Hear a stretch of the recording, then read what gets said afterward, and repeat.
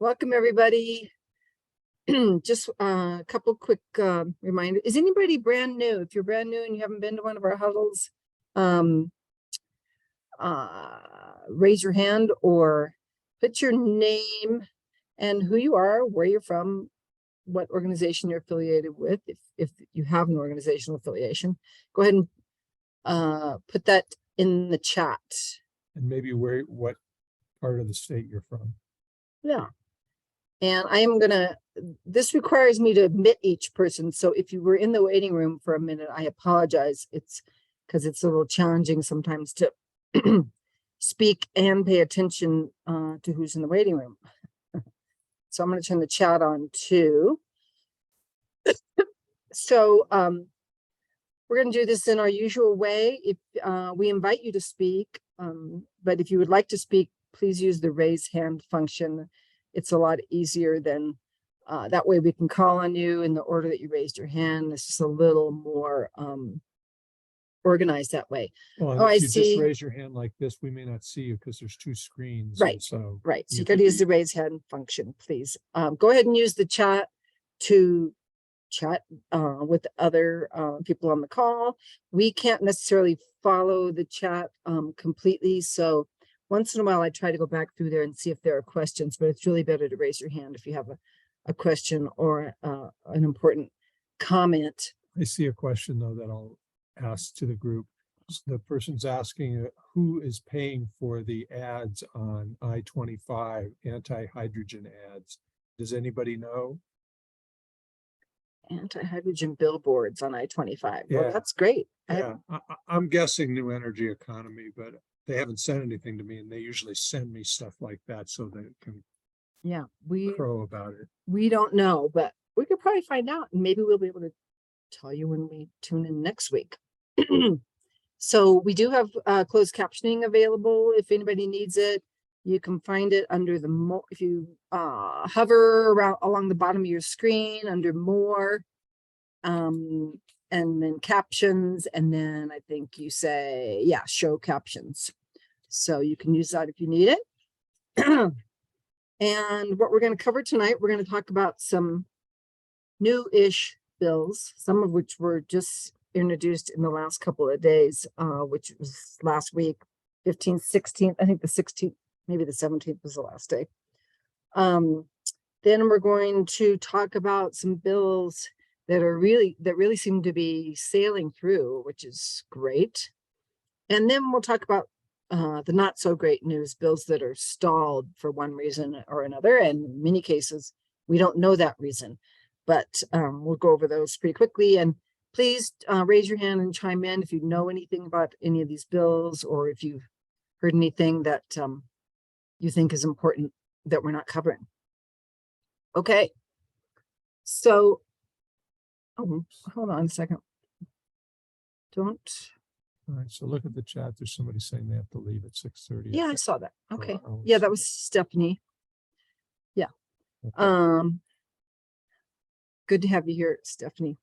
And I know the plastics bill has been going around, and I have mentioned it, I think, once in the alert, but since it's not really on our high priority list, I can't mention all those other bills that are very important, but just too much for us to track. Okay, so new bills. SB 13 is a Senate counterpart, somewhat but slightly different, to HB 7, which HB 7 is reproductive and gender affirming healthcare. SB 13 is reproductive health provider protections. So they're similar bills, but SB 13 focuses more on protecting those healthcare providers from prosecution, and it prohibits them from being extradited to other states, which is good. We don't want that to happen. And it prohibits the release of any information about the services they're providing to licensing boards, releasing that information to the boards. So we are supporting that bill. I think it might have already just been heard this afternoon, but we weren't on top of it quick enough to tell people about that. There's also another legislative changes bill. We already have HDR2 and 8, HDR2 would switch it, the short session to a 60-day session, put in a 5-day break, and allow bills of all on all topics to be introduced instead of what's just deemed germane. But there's a third one now, HDR 14, which we're still trying to figure out, because what this one does is make all sessions 45 days. So that doesn't really gain us anything. We had a 30 and a 60. Last time I looked, that equals 90, and 45 plus 45 also equals 90. Paul texted Rena Shapansky. She said, well, this is plan B in case the others don't work out. But we still don't really, doesn't really make sense to us though, because why would you shorten the session, both sessions? Well, one goes from 30, like I said, to 45 days. One would go from 60 to 45 days. So we're still going to look into that and figure that out. But for now, we're only supporting HDR2 and HDR8.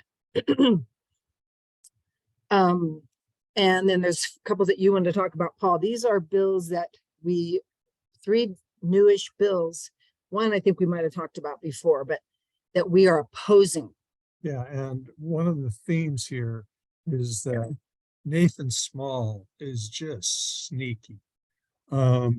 He has created a bill, HB 12. What? I was just gonna say you weren't on the screen. That's all right. I don't have to be. I've got to read. HB 12 that was originally an HB 188. That was a bill produced by Power for New Mexico, which is a very credible progressive organization with representatives of organizations in impacted communities like OLE, Somos and Pueblo Unido, Native Alliance for Native American Voter Alliance, NAVA. And they had a very good bill that would have created a division within the administration for just transition, and would have been basically entirely focused on representing the interests and priorities of impacted communities and impacted workers. And that would have been a great bill, but the governor signaled that she didn't want it and would veto it because they've already got too many divisions in the administration, and that is just horse malarkey. But that, what I wrote today, Horse malarkey. What I wrote today is that the real reason is she doesn't want to have in her administration a division that has representation from impacted communities that are insisting on them being their interests being advanced. But in any case, that bill, when they realized it was going to get vetoed or it wasn't going to go anywhere, they pulled the bill, and Nathan Small, ever alert to an opportunity, talked to the sponsors and said, we'll put the language from your bill into HB 12, our bill, on innovative technology, or what is it? It's not innovative technology, advanced energy technology. And that's just a horrible bill that now has sections from 188 in it. And so almost my entire day was spent in conversation with Bianca from Yucca and Earth Care, and Tom Solomon from 350NM, and texting with Christina Ortez. And bottom line is that initially the strategy was we just got to oppose this bill, but unbeknownst to most, Nathan Small, in his new position as House Appropriations and Finance Chair, was able to put into HB2 $50 million. It's on page 198, I think, of the bill. I wrote it down, but I don't have it in front of me. Of the appropriations bill of HB2, $50 million for carbon capture projects. And so, or not specifically for carbon capture projects, wait, I gotta get the name of this right. I'm putting in the chat the Advanced energy technology. Oh, And I just so, put it in the chat for you too. okay, thank you. Advanced energy technology. I've been writing about it all day, and I've had to look it up every time. And in any case, you know, in that bill, they define as advanced energy technology, nuclear energy and carbon capture, explicitly pointed out. Which is as- what you need for hydrogen production, the carbon capture and sequestration, Right. of course. And so, you know, at first it was just like, well, we can't let that go. And then Tom Solomon pointed out that if we don't define what a Advanced energy. technology is, they'll have a carte blanche to use that money for anything that Patty Lundstrom likes. And I was all set to say, okay, we're not opposing, we're trying to amend. Then I got a call from Bianca and she goes, that's what we tried to do with the Produced Water Act and look what it got us. And she's right. And so I think that the position we're going to be taking is we're just flat out opposing it. And Bianca's position also was that what incentive does Small have to accept any kind of amendments if he doesn't feel like he has to? But if he's seeing a ton of opposition, he's more likely to be receptive to the amendments we want. The amendments we want are explicitly taking out of the bill and indicating explicitly that carbon capture and nuclear are not eligible for this project. Not eligible for advanced energy. Projects. And also there's things that they have 21 exemptions to the procurement code in it, which the procurement code is what ensures taxpayers that the money's being spent wisely and being spent with appropriate recognition of contractors, women-owned businesses, and things like that. It's just And they another, just had exemptions to all of those.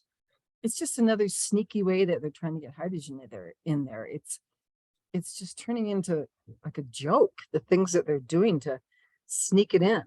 So that's one bill that will probably tomorrow afternoon I'll be writing about it. I'll be publishing it. I got to fine tune it. And we will tell you more about it through the alert as Yeah, well. but it's going to be heard on Saturday morning in House Energy and Environment. So we're going to for sure hold that time and at least plan to Zoom and beyond that and be ready to be strong with the final message that we send out.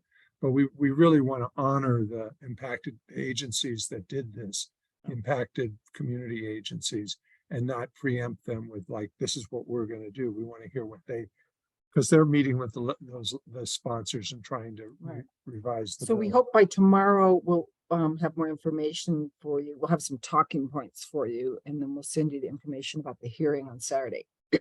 Okay. So then I talked last time about HB 174, the injection wells thing. We don't really have anything more to comment on that, except we're vigorously opposed, and you can get information on our website. The other new one, though, is HB 431, local government utility service restrictions.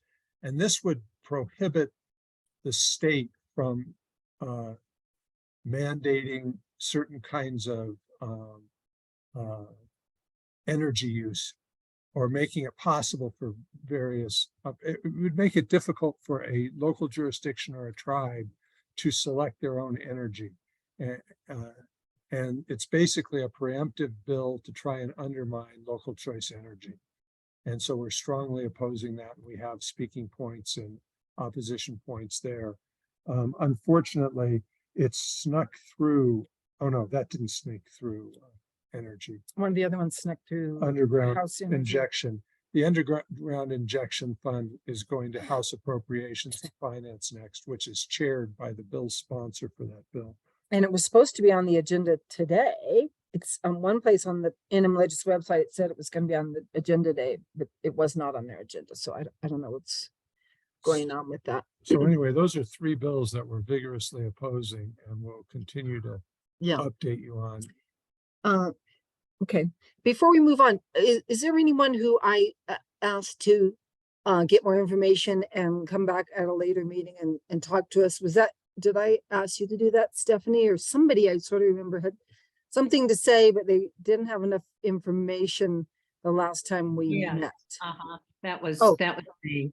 Okay, great. And then we're going to let Glenn speak too. So do you want to go ahead and speak right now, Stephanie?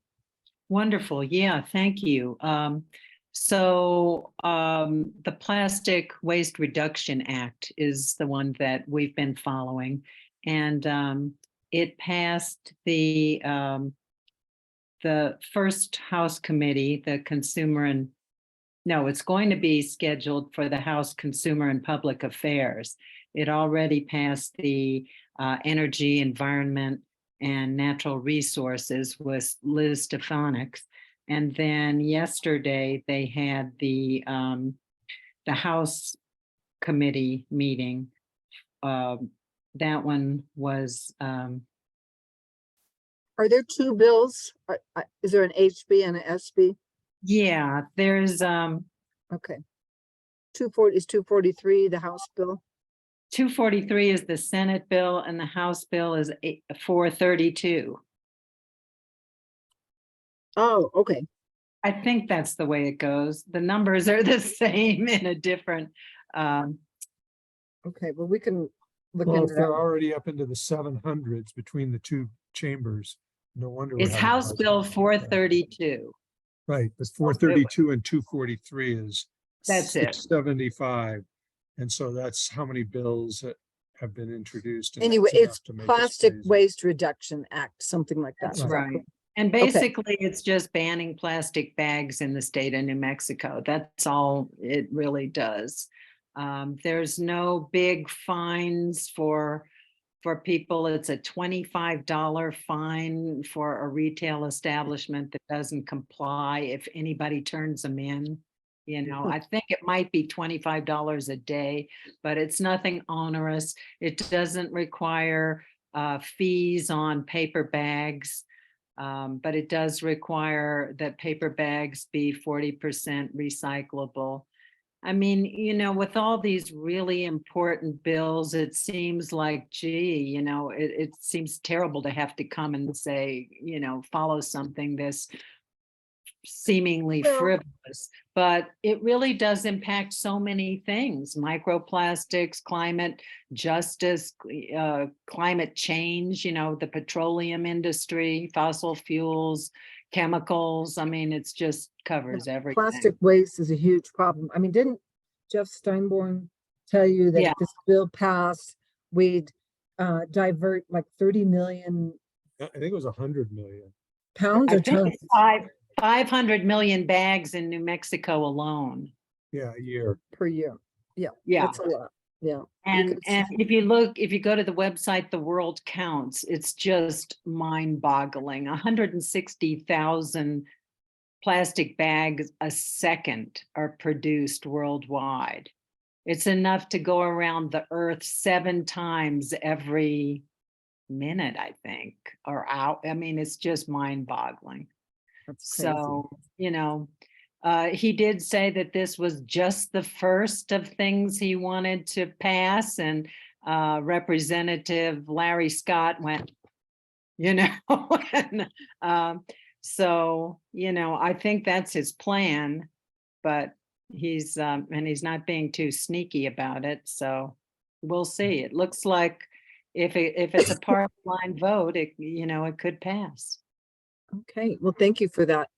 And Glenn is going to tell us about a bill regarding the feral cattle down in the Gila wilderness. So this bill wasn't on our list, but it's just kind of an interesting story how the group down there fought that bill. Or is it a bill that you were promoting or opposing? I'm sorry, I forget which.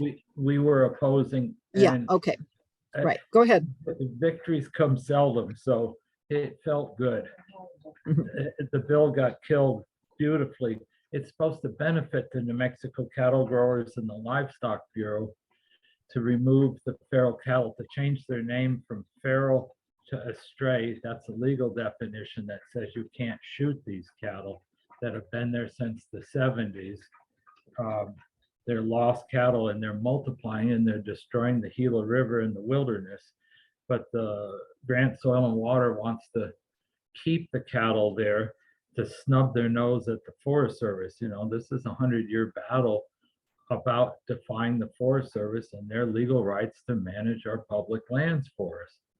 And so now the bill, we killed the bill, and we weren't alone as environmentalists. New Mexico Cattle Growers Association was vehemently opposed to it.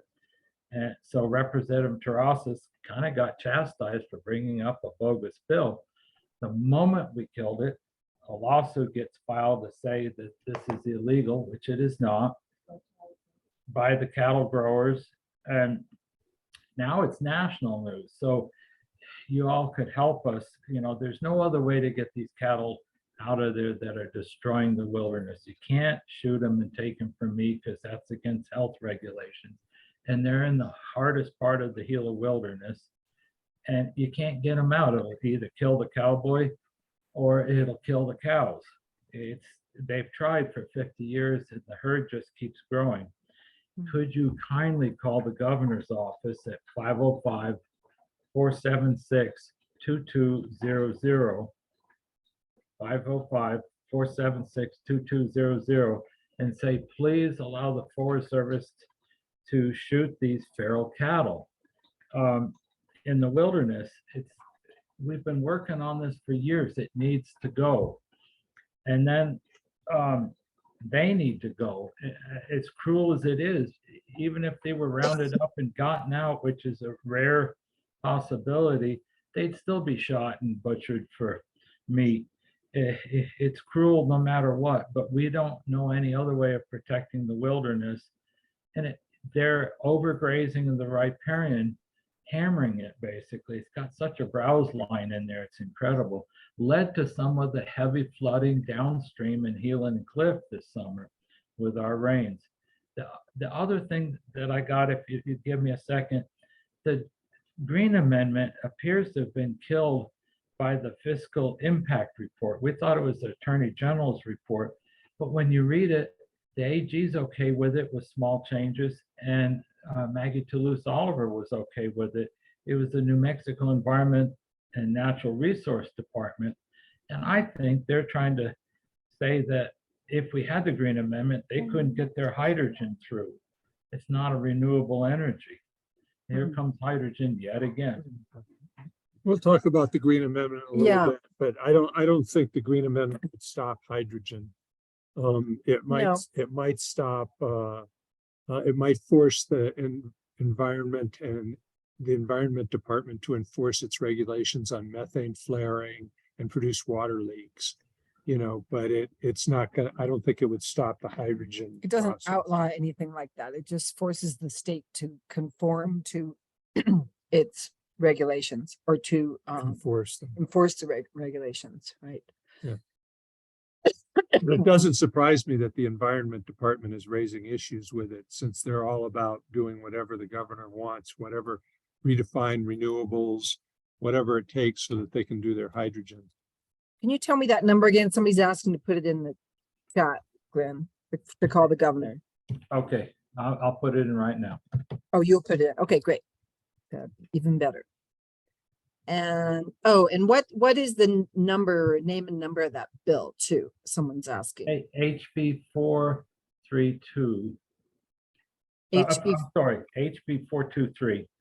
And- Okay, And maybe it got killed. It got tabled. oh, okay, so it's. Not it's- to worry about it. Okay, so we don't have to do anything about the bill itself. Okay.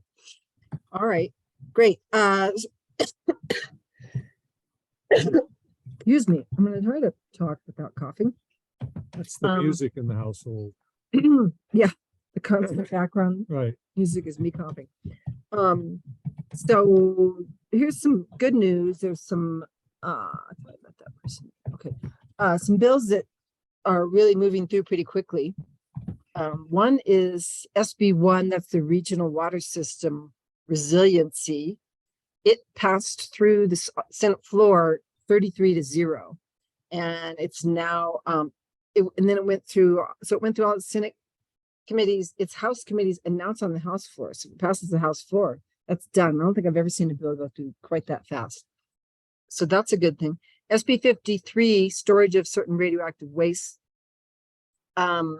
is now in House Government Elections and Indian Affairs. It passed the Senate 21-13. Here's what's weird is 3 Democrats voted against that. Maestas, Shendo, and Ortiz y Pino. I just saw this today. This happened last night. I have no idea why Jerry Ortiz Pino would vote against the radioactive waste bill. It just prevents the state from giving permits to store high-level nuclear waste, not the current kind of waste that's being stored in our state already, but it's the high-level, really dangerous kind of nuclear waste. You know, you see that train wreck in Ohio a few weeks ago. Can you imagine if that was nuclear waste? I mean, we'd be in big trouble. HB 7, the Reproductive and Gender Affirming Healthcare Act passed on the House floor last night, 38-36. So that was a close one. And that's because 6 of our Democrats voted with the Republicans against it. And those Democrats are Anthony Allison, District 4, Ambrose Castellano, District 70, Harry Garcia, District 69, D. Wanda Johnson, District 5, Patty Lundstrom, of course, District 9, and Joseph Sanchez, District 40. That's the guy. Who unseated Roger Montoya. so Right, his and who- elections matter. And Patty Lundstrom put money into his campaign against Montoya, another Montoya, yeah. Democrat. Ugh. So, but that made it through. 38-36 though, so that one was close. Yeah. I'm not sure what kind of support it's gonna have in the Senate, but It'll be better. it'll be better. Okay. Voting rights protections, HB 4 passed on the House floor last night, 41-26. 2 Democrats voted against it. And again, we're getting some usual suspects here.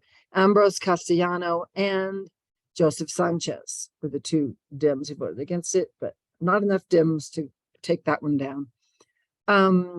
The 2 legislative changes bills that we mentioned earlier, HJR 2 and HJR 8, one for salaries and one to extend the short session to 60 days, are on the House floor calendar today. I don't know if anybody was watching the House floor session. We were not, so I'm not sure what happened with those. And HB 100, the 14-day waiting period for firearm sales, was also on the House floor today.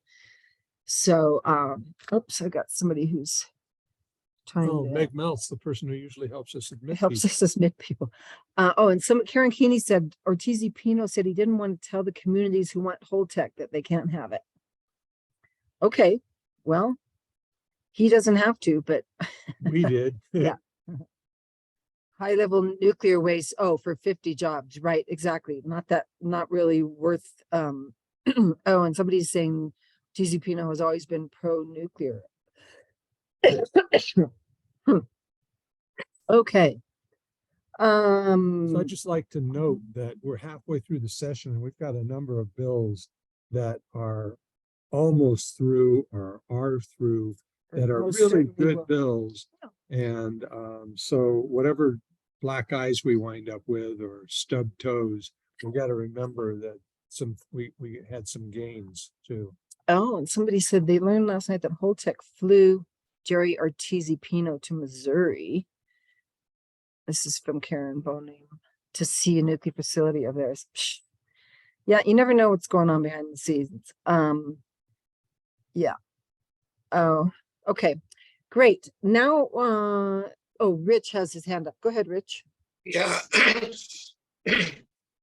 When I've gone onto the nmlegis.gov site to see what's on the House floor calendar or the Senate floor for the last week, has been nothing listed whatsoever, which made me wonder if they were even doing this, but it sounds like they're passing bills or voting on them. Can anybody explain what's going on with that? Why we can't see like this is a list and this is the order? Oh, well, are you sure you're going to the right place? It's what's happening. And it's the first thing, it's above the committee schedule. It says House floor calendar and Senate floor calendar. I haven't had any trouble finding it, so I'm not sure why. Okay, that's been populated. Usually what it is that it's if a bill is on the House floor, click on the House floor and nothing comes up. But so what's happening is where it's at. Yeah, under what's happening, the first thing at the top are the House floor and Senate floor calendars, and then the committee calendars are underneath that, and that gets updated. excuse me. I don't know about Pretty anybody much every day. else. I don't know about anybody else, but I don't start watching the floor calendar until the last week. Well, but it's interesting that several of these things are already there, and there's even a Senate bill on the House floor. So that's But a I mean, good if you sign. just know it's going to be heard on the floor and you want to weigh in on it, you should write to the whole Senate or whole House. You don't have to really, I mean, there's no opportunity to offer comment or anything when they're on the floor. So there's no Zoom.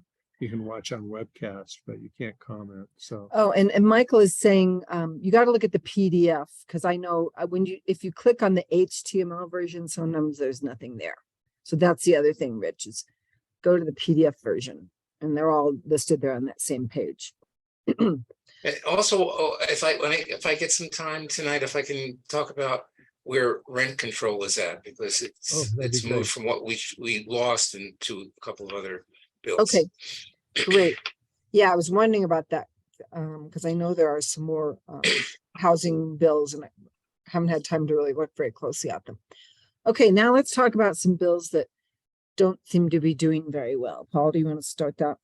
Well, local choice energy encountered a problem in Senate rules where at some point the chair just said, we've had the public comment, but we don't have enough time to have the discussion among the legislators, so we're going to roll it to the next meeting or for a while. Just to be But in the clear, meantime, Cervantes had raised big issues with the bill, not on grounds of that it wasn't a good bill, but that it was terribly written.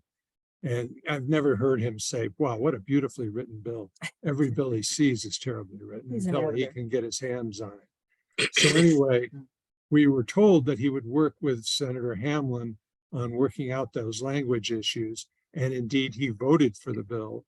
So apparently he is going to do that, but it hasn't happened yet. and he was out sick, wasn't he? Or We're not sure, but we're thinking he might have been one of the senators with COVID, but I don't want to spread rumors. He was away. He was away for a while. Yeah, okay. What about the Green Amendments? That's SJR 6 and HJR 9, not going anywhere so far. Well, it ran into problems in Senate rules as well. And there were people who felt like That was Senate Judiciary, right? Local choice energy, wasn't it? no, it was in rules. Oh, okay. Now it's in Senate.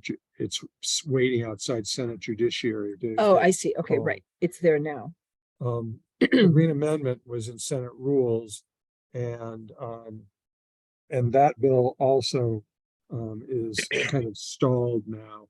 And part of what the issue was apparently there was some relatively negative comments from the Attorney General on the bill, and they were quoted in the FIR, and so Cynthia Lopez and some others met with the Attorney General, not as staff, but with the Attorney General to try and work out the differences.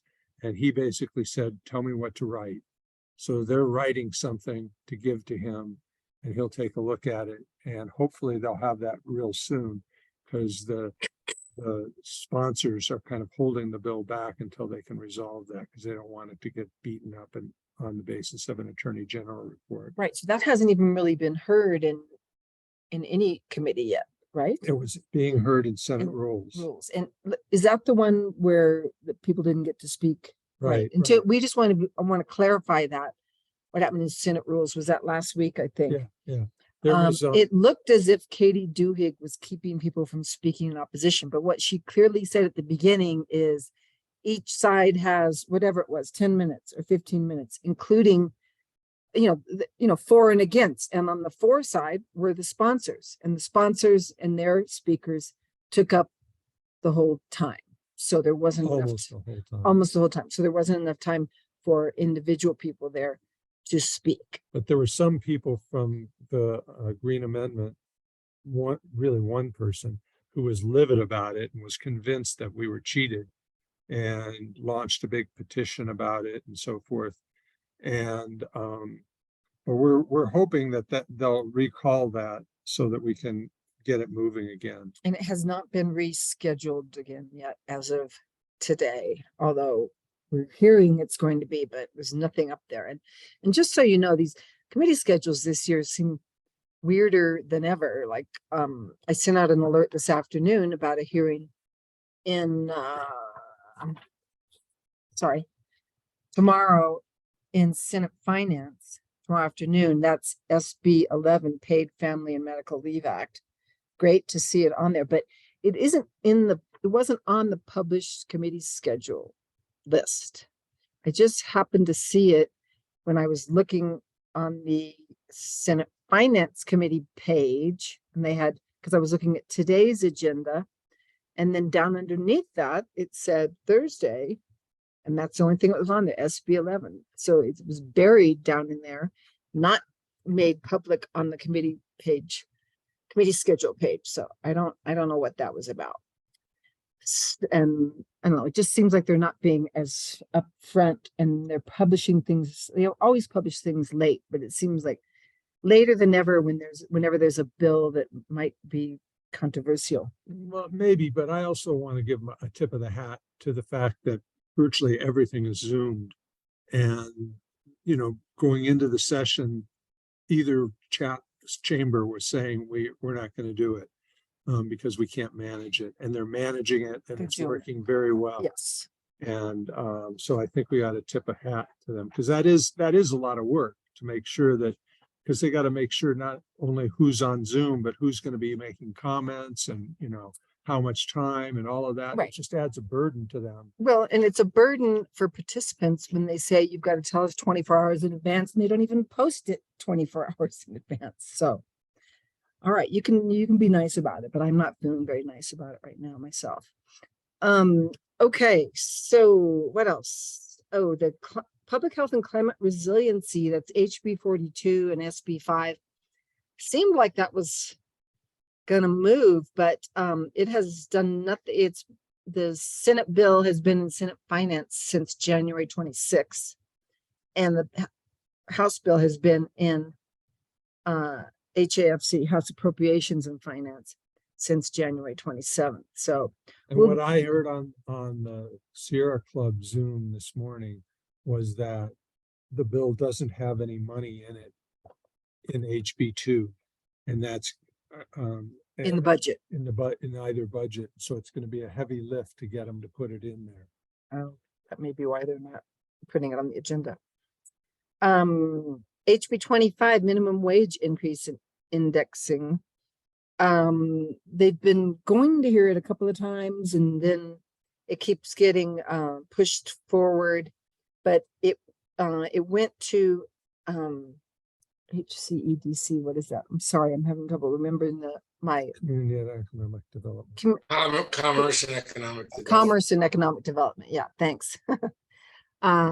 It was referred there 3 weeks ago, so no movement. But it's been rolled by the sponsor. It's been on the agenda a couple of times, but We're right, the speculating sponsor that she knows she doesn't have the votes, and the question is Dixon, apparently.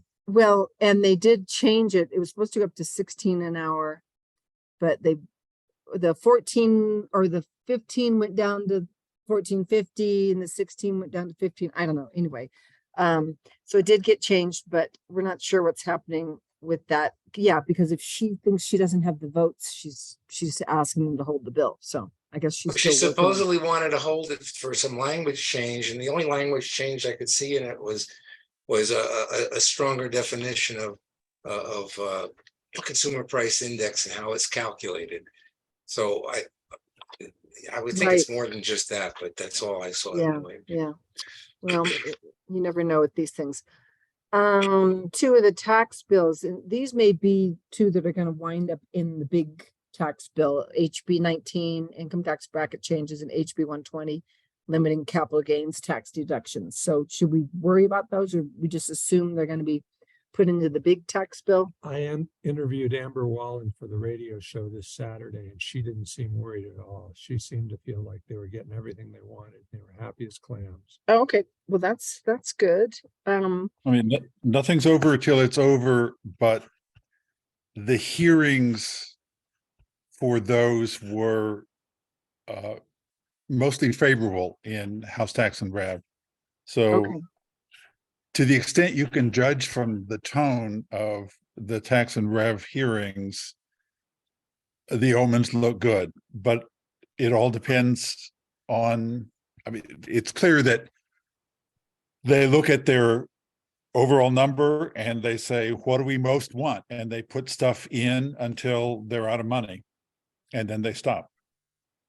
Okay. Thanks, Does Michael. anybody know when the omnibus bill might appear?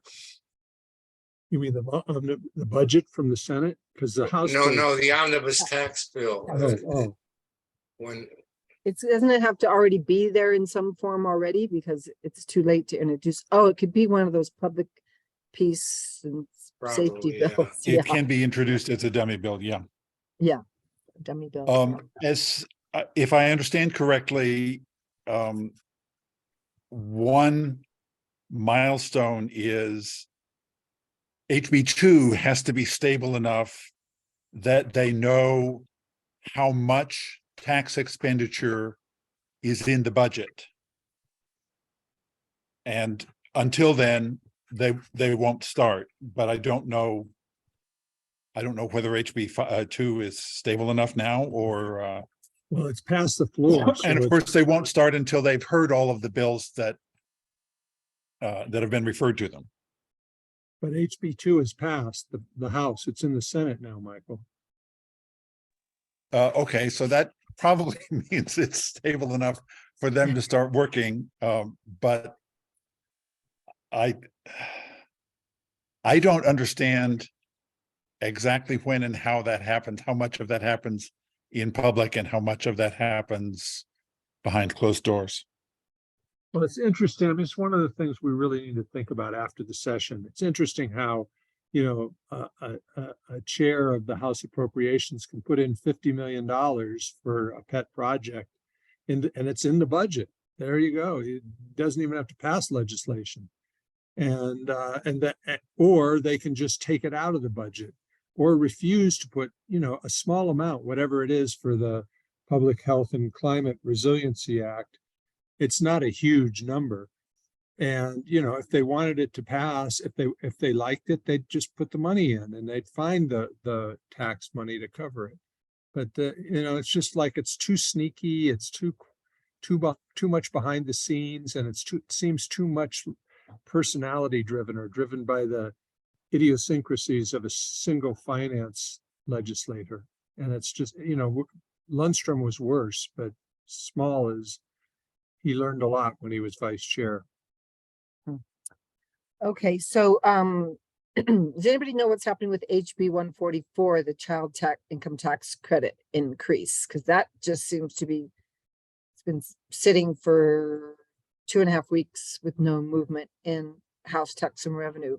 I would say the same thing what I just said. I don't think Amber Wallen's very worried about it. And in fact, she was talking about it as if it was a done deal. Okay, And it's really amazing how much the increase is in her bill. I mean, it's from like 100 a kid, 150 to 600. 600. So if you've got 3 kids, that's $1,800 you're going to get from the state. Well, no, it's a tax credit. Right. Right. But you get that money if you don't pay those taxes. Oh, really? Okay. Yeah. Oh, that's right. I think I remember that. Wow, that's cool. Okay, we already talked about SB 11. That is going to be heard tomorrow. So we hope that that's going to do well. If I can take that off the stalled list. There's good ads for it on TV now. Oh, right. Yeah, we just saw a really good ad of a comedian on stage and something. Anyway, I want to talk for a minute about SB 19.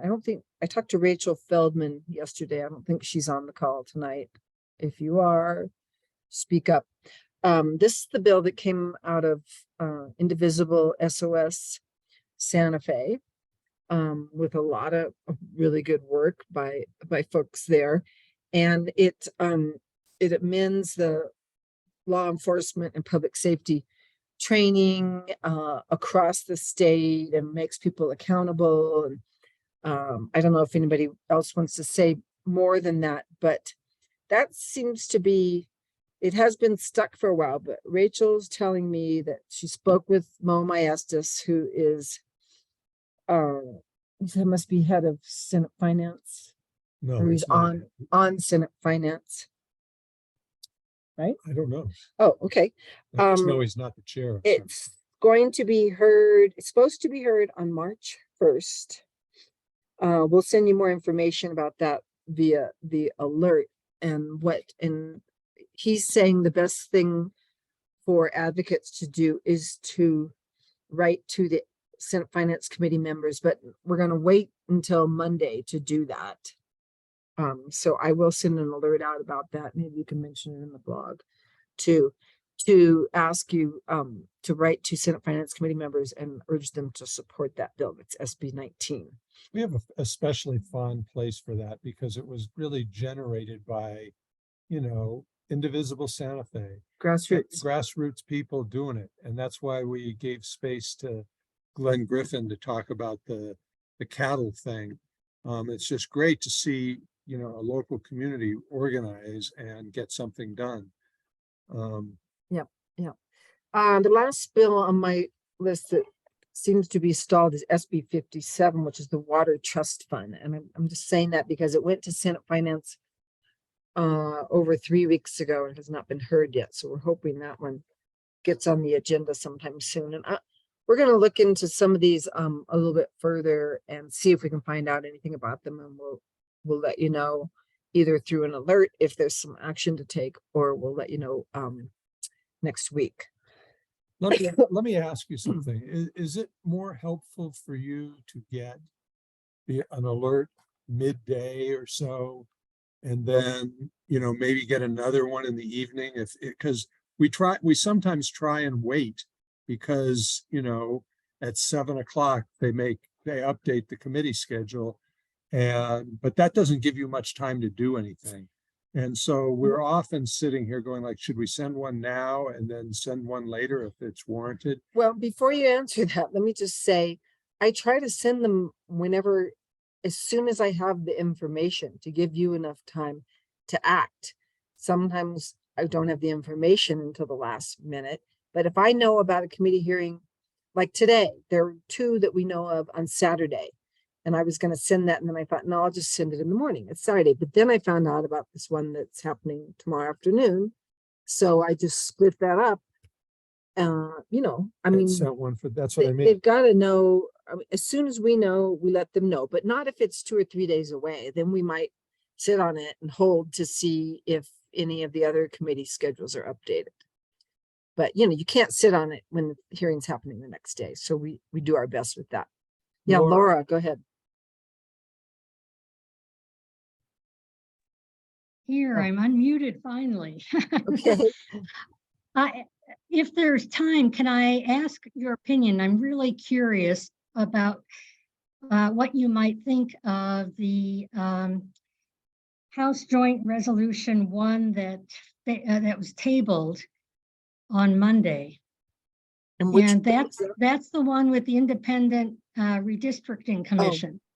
And the one that the Democrats on that commission or on that committee voted to table. And even though, and I guess my question to you is, even though the official Democratic Party platform includes specific language endorsing a constitutional amendment for a independent redistricting commission, they made no mention of it. They didn't even acknowledge the platform when they voted contrary to the platform.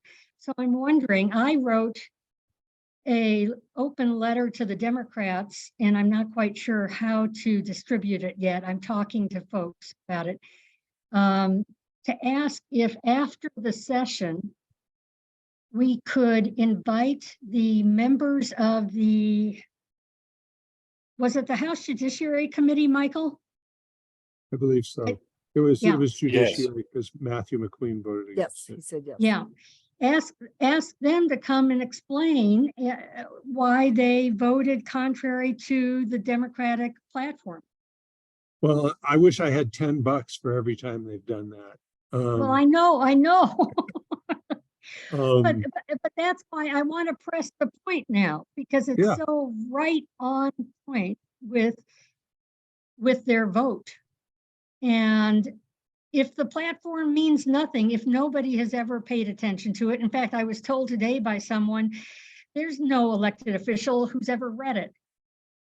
Oh, exactly. I totally get what you're saying, Laura. You don't know how many times when I was in county or state Democratic Party meetings or at a candidates forum where I asked about the platform.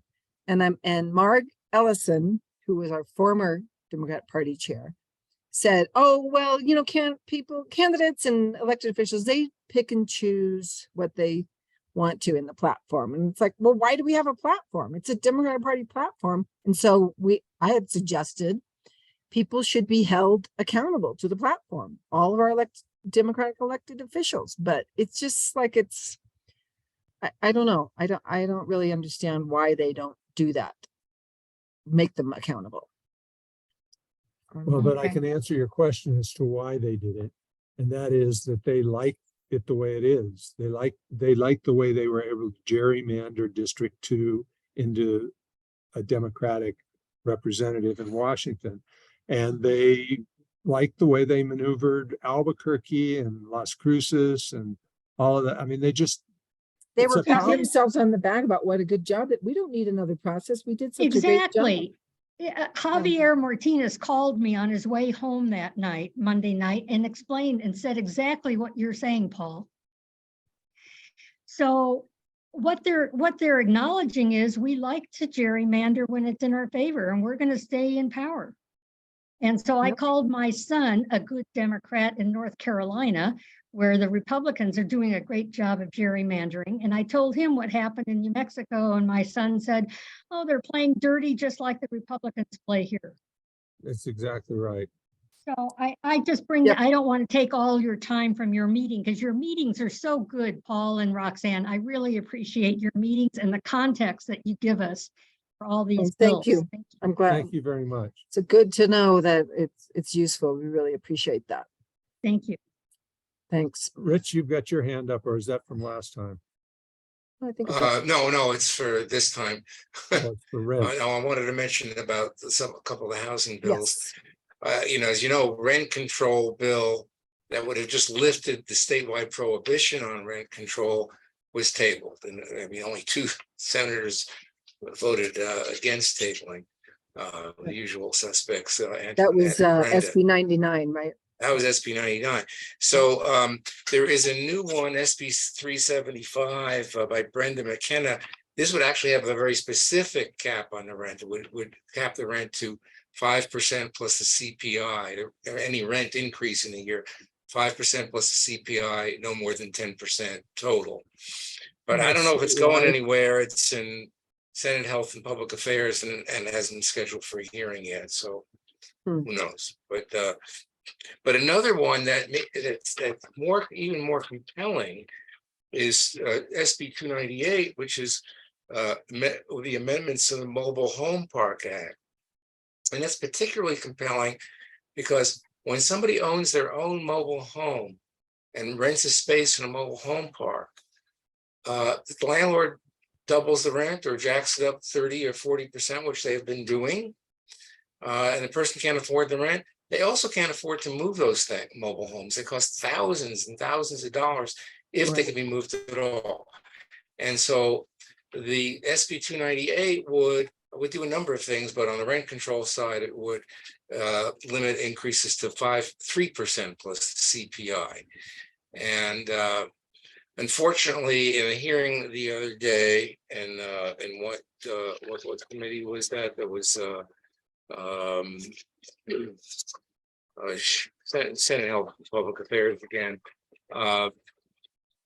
The sponsor and his experts, actually the best sponsors would have been Andrea Romero and Angelica Rubio, but for some reason Bill O'Neill is there because he had something to do with it, not as much as the others.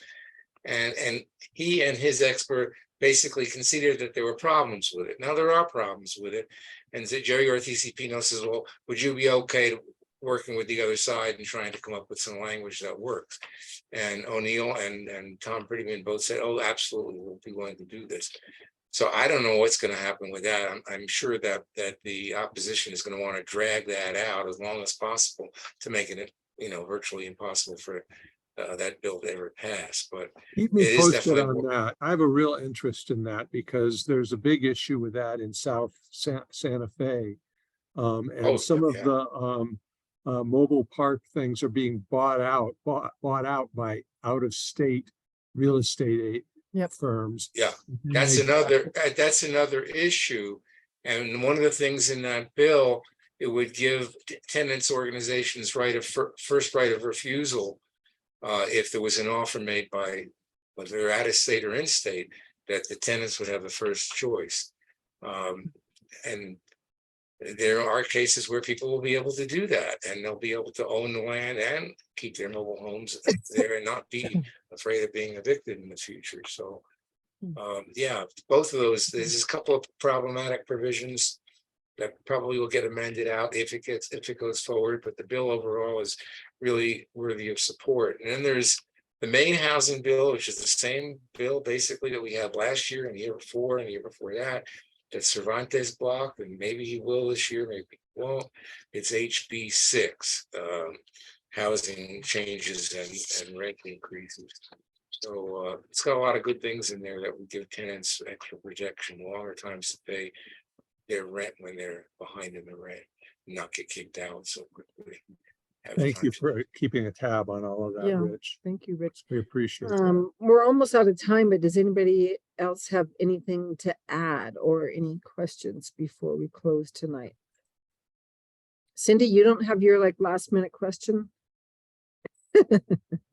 No, I don't, but I just wanted to say about SB 19 because I'm part of that indivisible team that worked on that bill, and there was so much enthusiasm from all of the state representatives, the police chiefs, the telecommunicators, who are the people who do the 911 calls.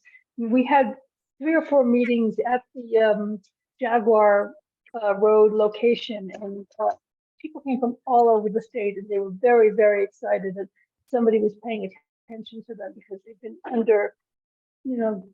underappreciated for a really long time, and they need what they're asking for. But it's getting lost in sausage making is how Rachel puts it. And people are looking to add to the bill. And this is sort of an interesting something to learn, that when you sponsor a bill, I guess you have no say about what others want to add to it. And that's what we seem to be running into.